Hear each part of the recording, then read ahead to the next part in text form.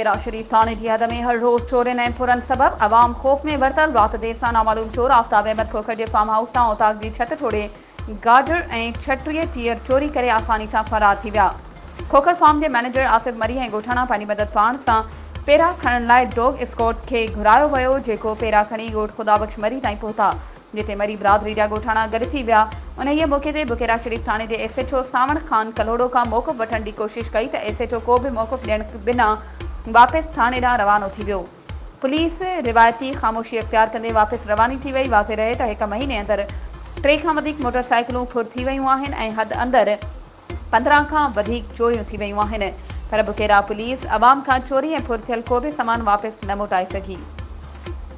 वधीक ख़बरुनि ऐं अपडेट्स जे लाइ असांजे चैनल खे सब्सक्राइब कयो ऐं हा, बेल आइकन खे प्रेस करणु न विसारिजो त जीअं असांजी हर नई अचण वारी वीडियो तव्हां ताईं पहुची सघे।